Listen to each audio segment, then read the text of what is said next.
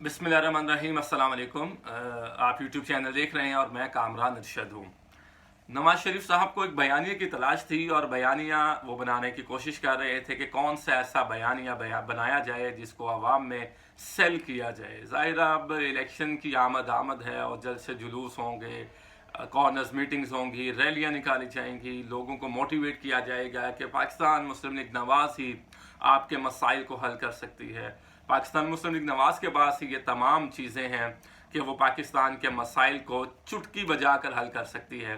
पाकिस्तान मुस्लिम league Nawaz ने जो कारकर्दगी पहले दिखाई है उसी तरह वो कारकर्दगी दिखाना चाह रहे हैं।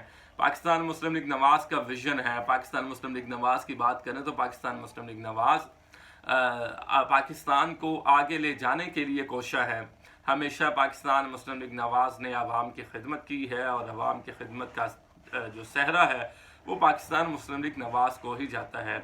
मोटरवेज का जाल बिछाया, येलो कैब स्कीम बनाई, कर्जा स्कीम लेकर आए, लोगों को लोन दिया गया, लैपटॉप्स बनाए गए, ऑरेंज लाइन ट्रेन बनाई, मेट्रो बसेस बनाई। पाकिस्तान मुस्लिम लीग नवाज का ये कारकर्दगी रही है। लेकिन मुझे हैरत होती है कि जब ये जिक्र आता है सामने नवाज शरीफ की जानिब से या उनके पार्टी के किसी सीनियर रहनुमा की जानिब से, तो वो 16 माह की कारकर्दगी का जिक्र नहीं आता।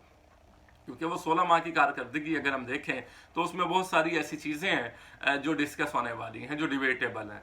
कि नवाज शरीफ साहब हमेशा ये कहते हैं कि जब मैं 93 में वज़ीर आज़म था तो रोटी 2 रुपए की थी और डॉलर इतने का था, और फिर जब मैं 99 से पहले 97 में वज़ीर आज़म पाकिस्तान था तो उस वक्त रोटी इतने की थी, डॉलर का ये रेट था, अमन ओमान की ये सूरत हाल थी। पाकिस्तान आगे बढ़ रहा था, एशियन टाइगर बनाने की कोशिश कर रहा था। फिर 2013 में नवाज शरीफ साहब वज़ीर आज़म आते हैं तो उस वक्त भी वो उन हालात का जो कंपैरिजन है, मवाजना है, वो इस दौर से करते हैं। लेकिन वो 16 माह की कारकर्दगी जिसमें उनके छोटे भाई साबिक वज़ीर आज़म पाकिस्तान जनाब शहबाज शरीफ वज़ीर आज़म पाकिस्तान रहे, उसका वो जिक्र नहीं करते। खाकान अब्बासी का जिक्र नहीं करते जो उनका टेन्योर रहा। उस वक्त भी तो नवाज शरीफ की हुकूमत थी। वो तमाम फैसलों का बोझ वो इमरान खान पे डालते हैं, वो तमाम महंगाई का बोझ इमरान खान पे डालते हैं, लेकिन अपनी जो 2013 से 17 तक की हुकूमत है वो क्रेडिट वो खुद लेते हैं। तो जबकि ऐसा नहीं होता है। पॉलिसी तो आपकी पार्टी की चलती रही है और आपकी पार्टी के साथ क्या होता रहा। डॉलर कितने का था? पेट्रोल 160 का था इमरान खान के दौर में, आपके दौर में 300 तक पेट्रोल पहुंचा है। डॉलर इमरान खान के दौर में कितना था? आपके दौर में डॉलर 304 रुपये तक पहुंचा है। तो ये सारे मामलात हैं, इसकी जिम्मेदारी नवाज शरीफ साहब नहीं लेते हैं। और ये अवाम के समझने के लिए भी ज़रूरी है कि नवाज शरीफ साहब अपने छोटे भाई जब वो वज़ीर आज़म पाकिस्तान रहे हैं, 16 माह की बदतरीन कारकर्दगी रही है, उसका क्रेडिट वो नहीं लेते हैं।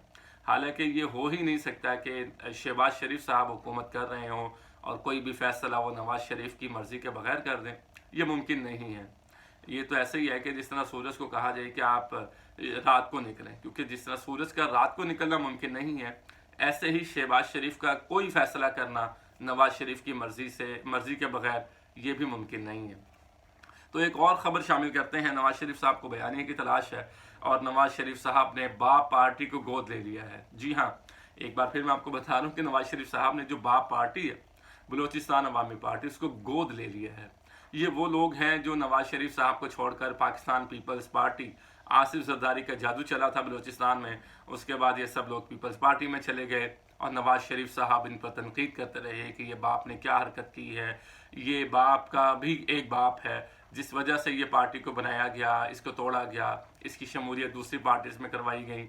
और मरियम साहिबा की कुछ स्टेटमेंट्स हैं जो मैं एज इट इज़ कोट करना चाहूँगा, और वो भी इस पर तनकीद करते नहीं हैं। नवाज शरीफ साहब भी इस पर तनकीद करते रहे हैं, जनाब मोहतरम शहबाज शरीफ साहब भी इस पर तनकीद करते रहे हैं।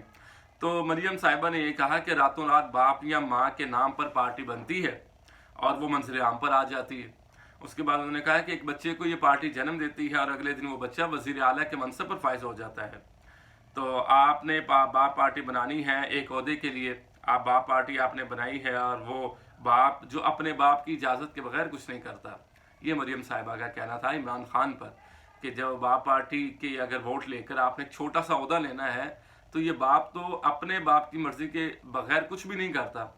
तो फिर उन्होंने ये कहा कि या तो मैं अपने उसूलों को कुर्बान कर दूं या मियां नवाज शरीफ साहब अपने उसूलों को कुर्बान कर दें, तो हम जो मर्जी ओहदा ले लें। لیکن ہم ایسا نہیں کرتے ہیں. ہم آئین کی پاسدار حکومت ہے, ہم آئین کی پاسدار جماعت ہے, ہم قانون کی حکمرانی کی جماعت ہے. یہ مریم صاحبہ کے الفاظ رہے ہیں. اب نواز شریف صاحب نے باپ پارٹی کو گود دے لیا ہے. آپ کو معلوم ہے ثناء اللہ زاری اور وہ جو عبد القادر صاحب ہیں وہ پاکستان پیپلز پارٹی میں چلے گئے. وہ پہلے نواز شریف کے ساتھ تھے, اب وہ پھر یہ سوچ رہے ہیں ممکن ہے کہ وہ بھی واپس آ جائیں. تو اب بلوچستان میں ان کا بھی انتخابی اتحاد مکمل ہو چکا ہے کہ بلوچستان کی جو پارٹی ہے جام کمال وغیرہ وہ سب پاکستان مسلم لیگ نواز میں شامل ہوں گے اور کئی جگہ پر سیٹ ایڈجسٹمنٹ کی جائے گی. تو یہ آپ کا جو بیانیہ تھا, یہ بیانیہ تو ٹوٹ گیا ہے, بکھر گیا ہے کہ آپ جن پر تنقید کرتے رہے ہیں, باپ پارٹی کو کسی کے باپ نے, ان کا بھی کوئی باپ ہے, اس طرح کے معاملات جب آپ کرتے رہے ہیں, بلا شبہ آپ کا اشارہ اسٹیبلشمنٹ کی جانب تھا کہ اسٹیبلشمنٹ نے اس پارٹی کو بنایا تھا عمران خان کی مدد کے لیے. اور پھر جام کمال کا جب وہ واقعہ آیا, عمران خان صاحب جب وزیر اعظم تھے تو جام کمال کو کیسے ہٹایا گیا, پھر عبدالقدوس بزنجو صاحب آ گئے. اس وقت جو نگران وزیر اعظم ہے پاکستان کے انوار اللہ کاکڑ, وہ خود عمران خان کے پاس گئے تھے اور انہوں نے کہا تھا کہ جام کمال اپنی جو حیثیت ہے, ووٹنگ کی اکثریت جو ہے وہ کھو چکے ہیں پارٹی کے اندر ہی. پھر عمران خان صاحب نے بھی ان سے ہاتھ اٹھا لیا اور اس کے بعد عبدالقدوس بزنجو وہ وزیر اعلیٰ بلوچستان بن چکے ہیں. تو اب نواز شریف صاحب سے یہ باپ پارٹی کا اتحاد ہونے جا رہا ہے, اب ان کو گود لے لیا ہے. لیکن ان سوالوں کا جواب نواز شریف صاحب کو دینا ہوگا. تمام اینکرز کو یہ سوال پوچھنے ہوں گے ان سے کہ جو آپ ان پر تنقید کرتے رہے ہیں, اب صرف اس لیے کہ آپ کو حکومت میں آنا ہے اور حکومت میں آنے کے لیے آپ کا کوئی اصول نہیں ہے, کوئی قواعد و ضوابط نہیں ہے, کوئی مورل ویلیو نہیں ہے کہ جو آپ کو جہاں سے آپ کو مفاد ہو, جہاں سے آپ کو کوئی بینیفٹ مل رہا ہو تو آپ نے اس کو اویل کرنا ہے, جو ابھی آپ کرنے جا رہے ہیں. تو بلوچستان عوامی پارٹی کے بہت سارے رہنما وہ پاکستان مسلم لیگ نواز میں شامل ہونے جا رہے ہیں. اور میں دیکھ رہا تھا خواجہ سعد رفیق کی خوشیاں, جو ویسے تو بڑی اصول کی بات کرتے ہیں اور بڑی تنقید کرتے ہیں کہ جی عمران خان صاحب نے یہ کر دیا, ہم تو اصولی سیاست کرتے ہیں, ہم جو سیاست کرتے ہیں وہ عبادت کرتے ہیں. لیکن آج آپ بڑا اچھا سا ویسٹ کوٹ پہن کے اور اچھی سی شلوار قمیض پہن کے بڑے ڈیسنٹ طریقے کے ساتھ آپ بلوچستان میں موجود ہیں, وہاں پر رہنماؤں سے ملاقاتیں کر رہے ہیں. آپ کوئی اصول نہیں ہے, کوئی قواعد و ضوابط نہیں ہے, لیکن یہ وہ کیا کہتے ہیں, گندا ہے پر دھندا ہے, یہاں پر ایسے ہی چلتا ہے. خیر آگے چلتے ہیں. احسن اقبال صاحب, پروفیسر احسن اقبال جو نون لیگ کے سینئر رہنما رہے ہیں, ان کا بھی ایک بیان میرے سامنے ہے. انہوں نے کہا تھا کہ باپ پارٹی اسٹیبلشمنٹ نے بنائی تھی, اور اگر پاکستان پیپلز پارٹی نے پی ڈی ایم کو کراس کر کے باپ پارٹی سے الائنس کیا تو یہ پاکستان پیپلز پارٹی کی بڑی غلطی ہوگی جسے برداشت نہیں کیا جائے گا. اور وہ یہ کہتے ہیں کہ جی پاکستان پیپلز پارٹی کو سوچنا ہوگا کہ باپ پارٹی کے ساتھ الائنس کرنا پی ڈی ایم کے ساتھ غداری کے زمرے میں آتا ہے. یہ اس کا مفہوم ہے, الفاظ تو میرے ہیں, مفہوم ان کا یہی ہے. لیکن اب احسن اقبال صاحب کو بھی ٹاک شو میں بتانا ہوگا, اینکرز کو پوچھنا ہوگا کہ اب کیا ہو رہا ہے. الائنس صاحب پاکستان پیپلز پارٹی کو تو یہ کہہ رہے تھے کہ کراس کر کے آپ اس طرح سے نہیں کر سکتے, لیکن اب جو پاکستان مسلم لیگ نواز کرنے جا رہی ہے وہ کیا کر رہی ہے, یہ کیسی سیاست ہے, اور اس سیاست سے پاکستان کو کیا فائدہ ہوگا. اب مورل ویلیوز کہاں ہیں کہ آپ باپ پارٹی کے رہنماؤں کو پاکستان مسلم لیگ نواز میں شمولیت کروائیں گے, ان کو پاکستان مسلم لیگ نواز کا مفلر پہنائیں گے, ان کی پریس کانفرنس ہوگی, ان سے گفتگو کریں گے, پھر وہ آپ کو ڈیفینڈ کریں گے, پھر سابق وزیر اعظم نواز شریف ایک بار پھر وزیر اعظم بنیں گے, اور اس کے بعد جو معاملات ہیں وہ چلیں گے.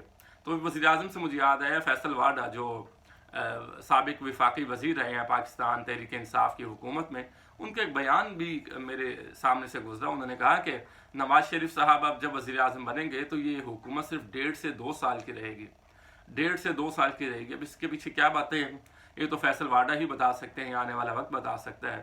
لیکن اگر ایسا ہے تو یہ سمجھ نہیں آ رہی اس سے پاکستان کو کتنا نقصان ہوگا. اس سے پاکستان کو ایک تو جو مقبول ترین پارٹی ہے ان کے قائد اس وقت جیل میں موجود ہیں, ان کو الیکشن لڑنے کی اجازت نہیں ہے, کانگریس میٹنگز کرنے کی اجازت نہیں ہے, ریلیاں نکالنے کی اجازت نہیں ہے, ان کے رہنما بہت سارے اس وقت جیل میں موجود ہیں. کل ڈاکٹر یاسمین راشد صاحبہ نے بھی کہا کہ ہم نے الیکشن لڑنا ہے, ہمیں ضمانت دی جائے, لیکن آپ کو پتہ ہے کہ کچھ بھی نہیں ہو رہا. تو یہ فیصل واڈا نے کہا کہ اگر نواز شریف صاحب وزیر اعظم بن جاتے ہیں تو یہ حکومت صرف 1.5 سال پر محیط ہوگی, اس کے بعد پھر پاکستان کے لیے خطرات ہیں, ڈی اسٹیبلائزیشن ہے, معاشی عدم استحکام آ جائے گا, سیاسی عدم استحکام آ جائے گا اگر ایسا ہوتا ہے. اب فیصل واڈا کے پاس کیا سورس ہے کہ وہ یہ بات کر رہے ہیں, یہ تو وہ خود ہی بتا سکتے ہیں. خیر اب تک کے لیے اتنا ہی. مزید کچھ نئی خبروں کے ساتھ آپ کی خدمت میں دوبارہ حاضر ہوں گے. اپنا خیال رکھیے گا. اللہ حافظ.